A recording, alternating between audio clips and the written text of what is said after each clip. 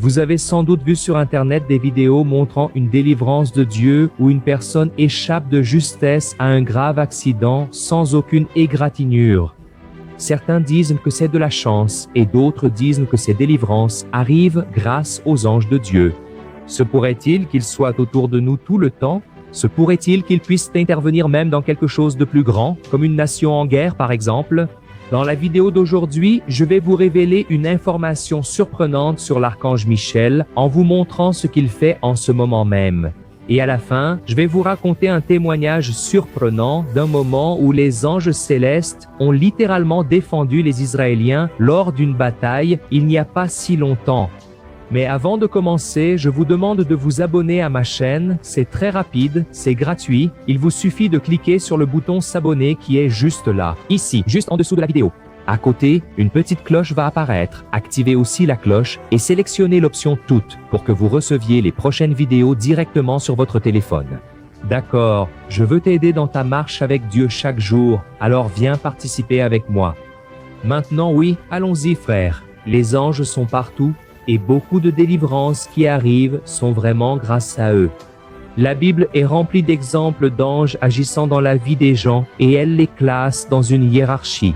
Il y a les séraphins, les chérubins, les êtres vivants et l'archange Michel. Les séraphins font partie d'une classe d'anges ayant une position très importante au ciel. Dans Isaïe chapitre 6, il est dit qu'ils ont de grandes responsabilités et qu'ils se tiennent près du trône de Dieu. Et les chérubins ont aussi de l'autorité. Ils travaillent directement pour Dieu, accomplissant des tâches spéciales. Ils restent près du trône du Seigneur, prêts à faire tout ce que Dieu ordonne. Et les êtres vivants sont d'autres types d'êtres spirituels qui se tiennent autour du trône de Dieu. Ils ressemblent à un lion, un bœuf, un homme et un aigle. Ils sont très puissants et adorent Dieu jour et nuit en disant « Saint, Saint, Saint est le Seigneur, le Dieu Tout-Puissant, qui était, qui est et qui vient. » Et il y a aussi l'archange Michel. Les passages à son sujet montrent qu'il est une sorte de chef des autres anges, étant plus puissant et ayant plus d'autorité. C'est lui qui s'est battu avec le diable lorsque l'ennemi voulait le corps de Moïse. Et c'est lui qui va diriger l'armée des anges lors de la bataille contre le dragon décrite dans l'Apocalypse chapitre 12. Mais ce que vous ne savez pas, c'est que l'archange Michel, en plus d'être un ange puissant, il a une mission spirituelle qui est de protéger la nation d'Israël. Dans le livre de Daniel, chapitre 10, verset 21, il est écrit que l'archange Michel est le prince céleste d'Israël. Et dans le même livre de Daniel, chapitre 12, verset 10, il est dit qu'il est le grand prince qui protège son peuple. Cela signifie que la nation d'Israël a un ange gardien.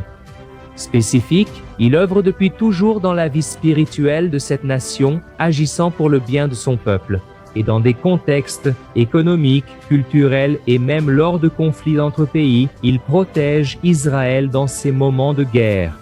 Pour clarifier le fonctionnement dans le monde spirituel, je vais comparer avec le monde physique. As-tu déjà entendu parler du dôme de fer? Ces dernières années, Israël a subi d'innombrables attaques aériennes par des missiles puissants et ces missiles auraient déjà réduit Israël en ruine si ce n'était pas pour le fer. Le dôme de fer est une technologie ultra avancée qui, grâce à son système, calcule la trajectoire d'un missile ennemi. Et il parvient alors à intercepter ce missile en plein vol, le faisant exploser dans le ciel. Ce système de défense est très convoité par de nombreux présidents car c'est la technologie de défense anti-aérienne la plus avancée. Le dôme de fer parvient à repérer l'ennemi grâce à son radar d'artillerie, tout comme l'archange. Michael travaille pour la nation d'Israël, traquant le diable et combattant contre lui et son armée dans les régions célestes. Tout au long de l'histoire, nous voyons que chaque roi, lorsqu'il levait une armée, en plus de choisir soigneusement ses soldats et de les préparer pour le jour de la bataille, il désignait aussi celui qui serait le général des soldats. Et ce soldat général serait responsable de transmettre aux autres soldats les stratégies de la bataille, les lieux de rassemblement et les endroits d'attaque. C'est ainsi qu'agit un chef d'armée, toujours de manière stratégique. Et je n'arrive pas à imaginer que Michel soit différent, car la parole de Dieu affirme qu'il est le chef de tous les autres anges. Je vais donc t'expliquer pourquoi l'archange Michel veille en permanence, pour que la nation d'Israël ne soit pas effacée de l'humanité. Nous, chrétiens, croyons que Dieu a un plan spécial pour Israël et cette protection est liée au retour de notre Seigneur Jésus. Nous savons que le Christ a promis de revenir un jour, mais il ne reviendra que lorsque le peuple juif le reconnaîtra et l'acceptera comme son sauveur. Lorsque Jésus était ici sur terre, son propre peuple n'a pas cru qu'il était le Messie, l'envoyé de Dieu. Pour cette raison, le Christ a profondément pleuré sur le mont des Oliviers et prononcé ces paroles. Jérusalem, toi qui tues les prophètes et lapides ceux qui te sont envoyés. Combien de fois ai-je voulu rassembler tes enfants, comme la poule rassemble ses poussins sous ses ailes, mais vous n'avez pas voulu. Voici que votre maison vous sera laissée déserte, car je vous le dis, vous ne me verrez plus désormais, jusqu'à ce que vous disiez, béni soit celui qui vient au nom du Seigneur. Regardez ça, frères. Ici, nous voyons clairement que Jésus ne reviendra que lorsque les Juifs crieront à l'aide en disant « Béni soit celui qui vient au nom du Seigneur ». Et cela arrivera après qu'Israël sera entouré par tous ses ennemis à la fin de la grande tribulation. Cette prophétie qui précède le retour de Jésus doit s'accomplir et le diable le sait très bien. C'est pourquoi il est nécessaire que Dieu protège Israël par l'archange Michel afin que dans le futur, le peuple juif reconnaisse que Jésus est le Sauveur envoyé par Dieu. Et si toute la nation d'Israël était exterminée de l'humanité, comme le souhaitent ses ennemis, alors Jésus ne reviendrait pas sur cette terre, tu comprends? Alors, Dieu a besoin que le peuple juif continue d'exister pour que cette prophétie s'accomplisse. Et tu te souviens de ce que je t'ai dit au début de cette vidéo à propos du moment récent de l'histoire où les anges ont littéralement protégé Israël? Eh bien, en 1973, il y a eu un conflit armé entre Israël et une union de nations dirigée par l'Égypte et la Syrie. Ce conflit a été appelé la guerre du Kippour. La guerre a commencé lorsque l'Égypte et la Syrie ont lancé une attaque surprise contre Israël, le jour le plus sacré du calendrier juif, le Kippour, qui est le jour du pardon. Et comme ils ont été pris par surprise et que les ennemis arrivaient de tous les côtés, les militaires israéliens se sont retrouvés acculés et disposaient de peu de chars de combat. Autrement dit, il n'y avait pas assez de protection et toute la nation d'Israël risquait d'être anéantie.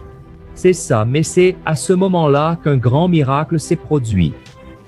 Alors que les troupes syriennes commençaient à envahir avec des chars de guerre, un grand signe est apparu dans le ciel et les Syriens ont décidé de battre en retraite, abandonnant l'attaque. Après cela, les journalistes sont allés voir le commandant des troupes syriennes pour lui demander la raison de ce retrait, et sa réponse a été surprenante. Il a dit que, alors qu'ils avançaient avec leurs chars, les soldats ont commencé à voir plusieurs anges voler, et une grande main qui descendait du ciel donnait l'ordre aux soldats de s'arrêter et d'abandonner le plan d'attaque. Et ainsi, les soldats se sont enfuis. Et cela montre la grande fidélité de Dieu envers le peuple d'Israël, et que ce témoignage serve d'encouragement pour toi qui es chrétien, car la Bible dit que les anges sont envoyés par Dieu pour aider tous ceux qui vont recevoir le salut. As-tu déjà pensé qu'en ce moment même, il peut y avoir des anges autour de toi, te protégeant dans toutes tes voies? Bien sûr, tu ne dois pas prier pour eux, ni même les adorer. Ils sont là uniquement pour accomplir leur rôle, qui est de te protéger. Les seuls anges qui veulent une adoration exclusive sont les anges déchus, c'est-à-dire les démons. C'est pourquoi il est aussi important de savoir que les anges nous aident, mais ils n'obéissent pas à nos ordres. Alors, lorsque nous avons besoin d'aide, nous devons prier directement Dieu au nom de Jésus, car seul le Christ est notre intercesseur. Regardez ce que l'apôtre Paul a dit. Qui portera une accusation contre les élus de Dieu? C'est Dieu qui les justifie, qui les condamnera. C'est le Christ Jésus qui est mort. Bien plus qui est ressuscité, qui est à la droite de Dieu et qui intercède aussi pour nous. Gloire à Dieu, frères, quand Jésus intercède, les anges viennent nous aider. Que ce soit dans l'Ancien ou dans le Nouveau Testament, nous voyons toujours des exemples d'anges travaillant en faveur des enfants de Dieu. Par exemple, lorsque Pierre a été emprisonné pour avoir prêché, l'Église a prié pour lui. En réponse à la prière du peuple, le Seigneur a envoyé un ange pour libérer l'apôtre. Pierre dormait si profondément que la Bible dit que l'ange a dû le frapper pour le réveiller. Les chaînes sont alors tombées de ses poignets, la porte de la prison s'est ouverte, et Pierre est parti. Et cela montre que ces êtres spirituels peuvent même se matérialiser et venir à notre rencontre selon le dessein de Dieu. Dans Hébreux chapitre 13 verset 2, il est écrit: N'oubliez pas de faire preuve d'hospitalité, car certains, sans le savoir, ont hébergé des anges. Notez que la parole de Dieu dit que nous pouvons accueillir des anges chez nous, comme l'exemple de Lot, le neveu d'Abraham, qui a reçu chez lui la visite d'anges pour sauver sa famille de la destruction qui allait s'abattre sur Sodome et Gomorrhe. Et ainsi, en plus de pouvoir compter sur les anges de Dieu dans les moments de délivrance, nous pouvons croire qu'il y a un général plus puissant que l'archange lui-même. Michaël Isaïe a prophétisé au sujet de ce général puissant et l'a appelé le prince de la paix. Son nom est Jésus-Christ.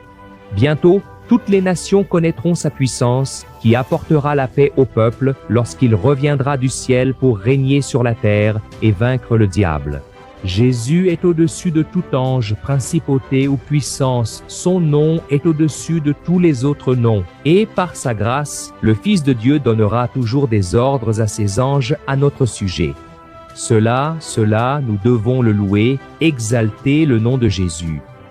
Alors, dites-moi dans les commentaires, avez-vous déjà été sauvé par un ange? Avez-vous déjà eu un moment où vous avez reçu un miracle ou même été consolé par Dieu?